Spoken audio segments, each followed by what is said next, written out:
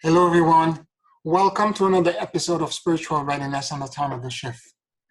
I have not posted for about 2 weeks because I've been in deep reflection, trying to assimilate the effects and effects of this global pandemic.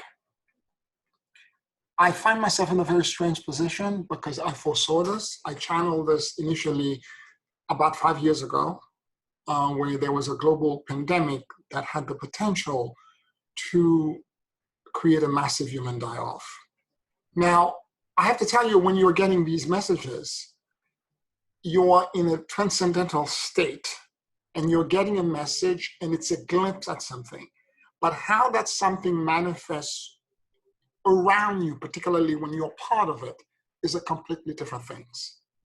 So it took me not too long, once the pandemic started happening out of China, to realize that that was the event.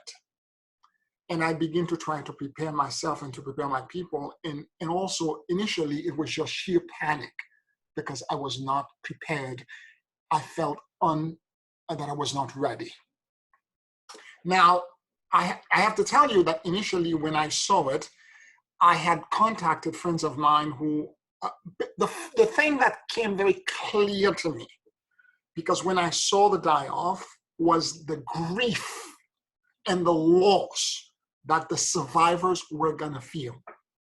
And I contacted friends of mine, and we came up with a mantra and a protocol to help accelerate the grieving, meaning to help heal and repair the grieving so that one can move faster. Because one of the things in the channeling that was mentioned as well as strategies for us to thrive in this transition, because you have to understand something. This is part of the shift and transition into the new earth that all of us light workers, all of us intuitive, have been feeling, sensing, and expecting. I want to talk, I'm going to hold my thought on this for a moment, and I want to talk about one thing. Charles Darwin, the naturalist and biologist who postulated the theory of evolution, had said that the only way that a species mutates and evolves is when there is a mass extinction event. I believe this is an event that's happening right now, but I happen not to agree completely with Darwin. I think you can actually, as a species, evolve and grow without having a mass extinction event. Many of the ascended masters, that says the great healers of the past, have proven that this can be done. But when a species has spent multiple years, let's say like humanity, be pursuing greed, consumerism, capitalism, at the cost of everything else, not paying attention about the interdependence of everything that exists on Earth, you become a menace to the rest of the species that are in existence. And nature creates a self-creating corrective event. And in this instance, i.e. the pandemic. Now, I don't necessarily agree with, I don't think this pandemic is all about loss.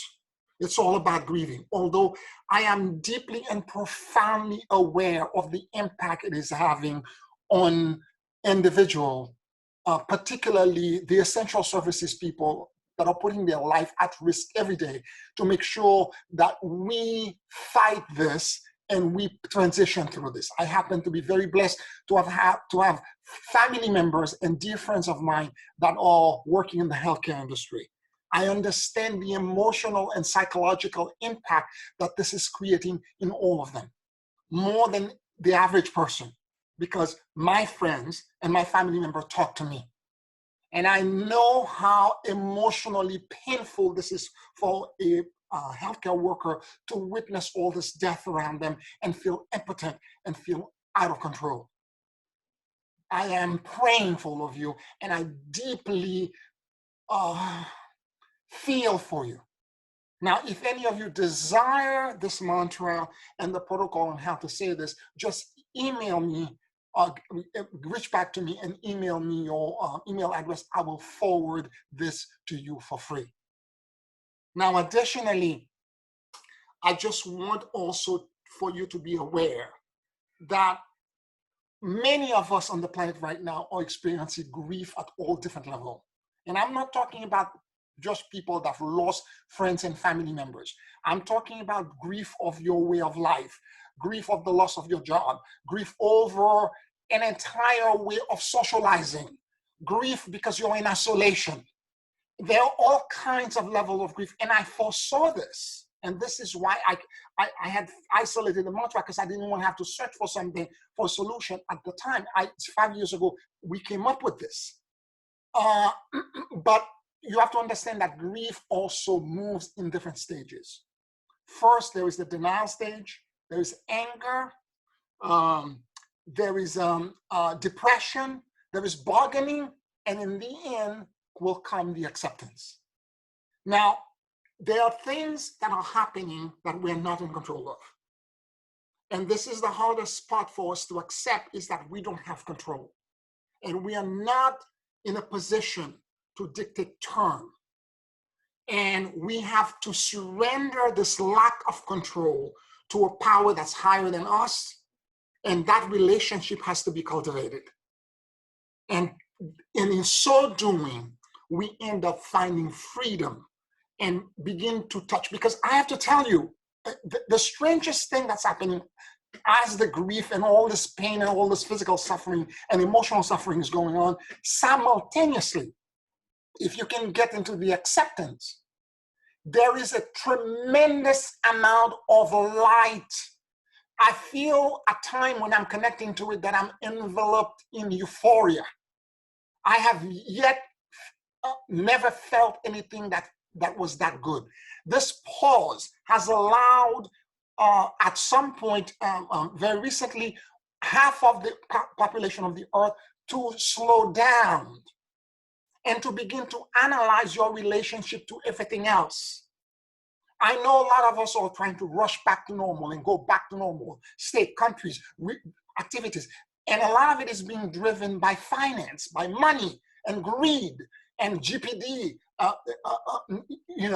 all of which is unimportant. What is important at this point is the interdependence. Because when you're rushing to go back to normal, what kind of normal are you going back to?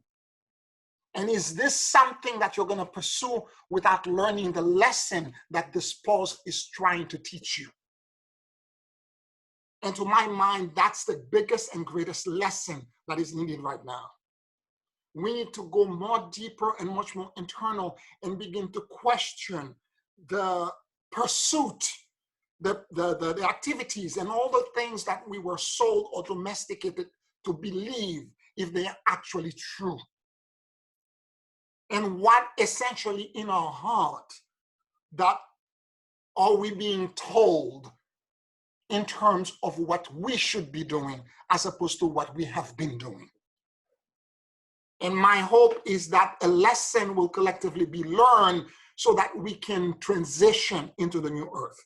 Moreover, this event is the first domino in a series of other dominoes that will fall down to lead us into transition into the new earth. Meaning that behind this first fall, there will probably end up being a food shortage that will lead into, in most likelihood, financial restructuring of all kinds that may end up creating a more equitable way of distribution of resources on the planet, and that may cause nations and international unity to break apart.